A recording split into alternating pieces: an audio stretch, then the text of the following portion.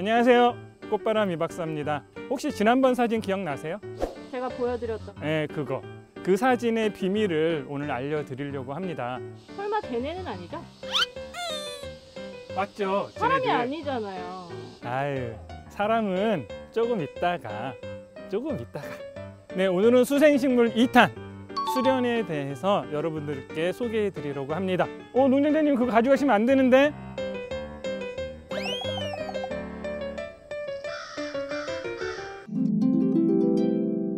지금은 지구상에 있는 거의 모든 식물들이 꽃이 있어요.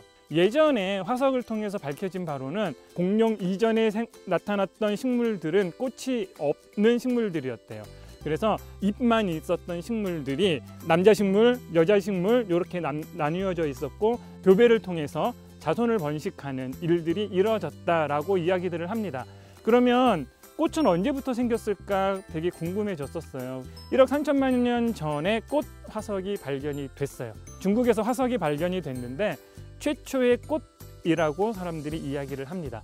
아케프루툭스라고 하는 꽃이에요. 중국에서 발견이 됐을 때 중국과 미국의 학자들이 모여서 이 화석을 연구하기 시작을 했어요. 도대체 이건 뭐지? 어떻게 만들어진 거지?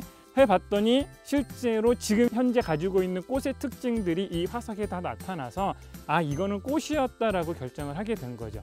그런데 되게 재밌는 건 그 화석이 발견된 지층에 같은 지역에 물고기 화석이 같이 발견이 된 거예요. 그래서 이제 사람들이 추측을 하는 거죠. 이곳은 물이었을지도 모르겠다.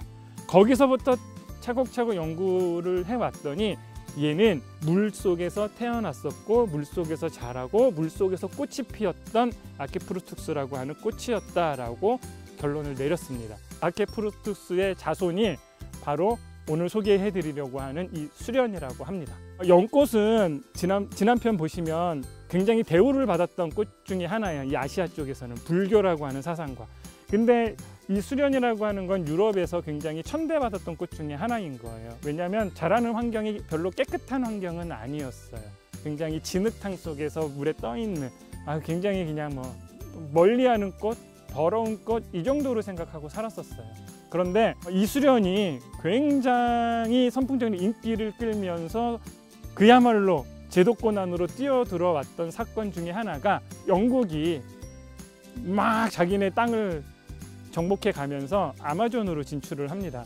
그때 이제 거기를 탐험하던 사람에 의해서 아마존 강에 진짜 사람만큼 큰 이파리가 둥둥 떠 있는 걸 발견을 한 거예요. 그래서 너무 신기해서 갖고 와 봤더니 수련의 종류였었는데 보통 우리가 알고 있는 수련으로 설명하기가 굉장히 어려웠던 부분들이 있었어요. 분명한 건 사람들이 너무 관심을 갖기 시작을 하는 거예요. 너무 신기해, 너무 예뻐, 우와 어떻게 저렇게 클 수가 있지? 심지어 막 사람이 올라가기도 해. 예, 괜히 말했네. 그래서 사람들이 이제 그 영국으로 들어오면서 이 수련을 채취해 와서 전시를 하기 시작을 합니다. 땅 따먹기 제일 잘했던 여왕 빅토리아 여왕 그때 나갔다 들어온 거거든요. 그래서 따왔기 때문에 빅토리아 여왕의 이름을 따서 빅토리아라고 하는 학명을 붙여줬어요. 그런데 아마존강에서는 꽃이 막 올라왔지만 사람이 갖고 와서 이거에 대한 지식이 별로 없었기 때문에 꽃을 피우는 데까지 시간이 굉장히 많이 걸렸다고 해요. 그런데 조셉 팍스톤이라고 하는 사람이 그 사람은 건축가이기도 했고 원예가이기도 했었는데 그 사람에 의해서 최초로 인공적으로 꽃이 피우게 됩니다. 그리고 이 식물을 잘 살펴보니까 잎도 되게 크고 뭔가 이렇게 뛰어난 구조를 갖고 있단 말이에요. 그래서 그 구조를 연구한 끝에 수정궁이라고 하는 우리 크리스탈 팰리스라고 하는 최초의 유리온실을 만들어서 그 만국박람회를 열었던 그 구조물이 있습니다.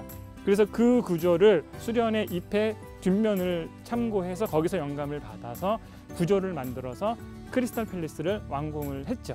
자, 그래서 오늘은 빅토리아 수련에 대해서 낱낱이 파헤쳐 보려고 합니다. 특히 빅토리아 수련은 꽃이 되게 재미있어요. 처음에는 국장님 뭐 하세요? 빨리 들어오세요. 저도 들어가야 되나요? 자, 아까부터 계속 제 주변을 맴돌고 계신 이분 누군지 너무 궁금하셨죠. 아마 수생식물에 관련돼서는 우리나라의 정말 넘버 3 안에 드시는 최고 권위자 제2의 수생정원 농장장님 이재혁 농장장님 소개해드리겠습니다. 네, 안녕하세요. 수생식물 조금 하고 있는, 연구하고 있는 이재혁 농장장입니다.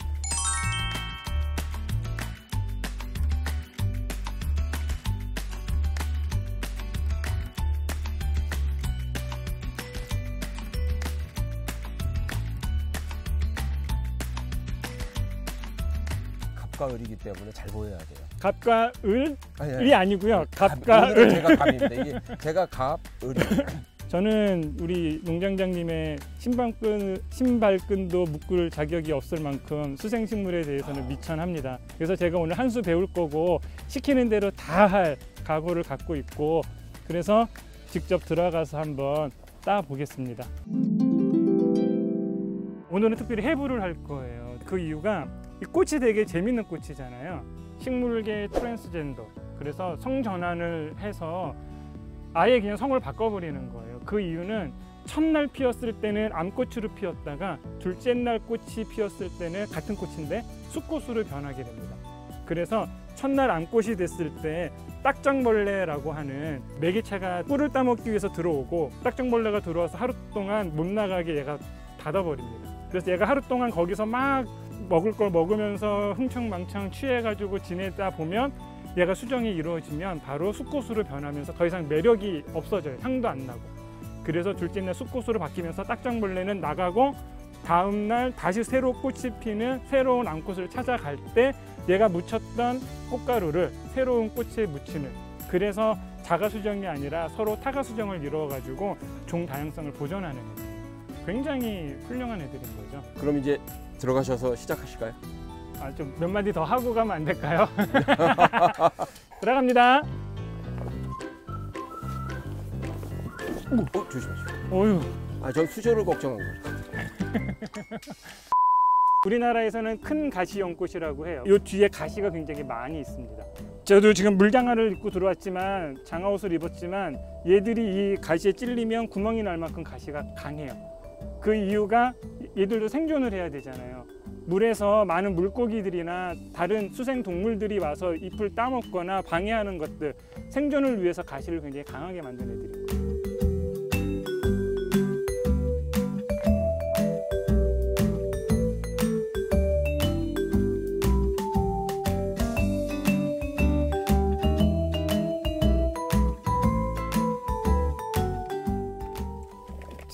왔다가 조심하세요. 둘, 셋. 오오오오. 전문가십니다. 자, 이거 보시면 줄기에도 지금 가시가 굉장히 많아요. 그래서 조심하셔야 되는.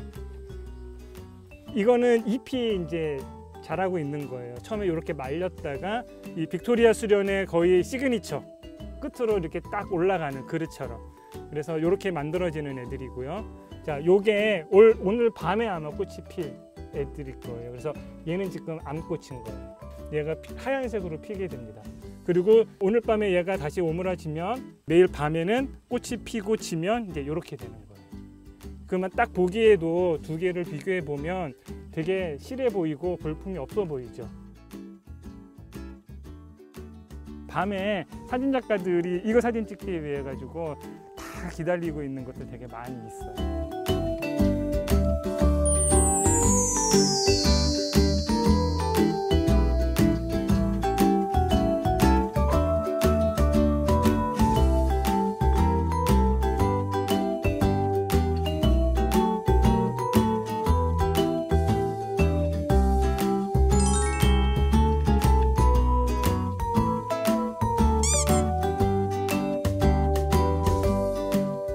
지금까지 빅토리아 수련에 대해서 우리 전문가이신 우리 농장장님과 함께 낱낱이 파헤쳐 봤습니다. 자, 더 이상 궁금한 거 없으시겠죠? 그러면 오늘은 여기서 저기 사람 올라가는 거 보여주시기로 하셨잖아요. 그걸 꼭 보셔야 직성이 풀리시겠습니까? 직접 올라가시는 거죠? 그러기로 했으니까 올라가 봐야 되겠죠? 이론상 한 1m 정도 되면 48kg에서 50kg 정도 되는 사람은 올라갈 수 있다고 해요. 100% 빠질 것 같긴 한데 약속은 말이 약속이니까. 너무 길어지시는 것 같은데요? 네, 하기 싫어서 부탁드립니다. 예.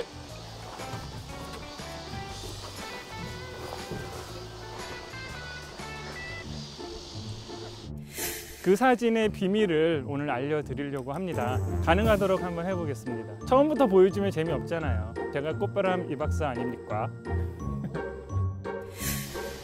왜 안 하시죠? 자, 올라갑니다. 오우, 쓸 것 같은데요? 오! 쏜다! 구독과 좋아요, 알림 설정 부탁드립니다.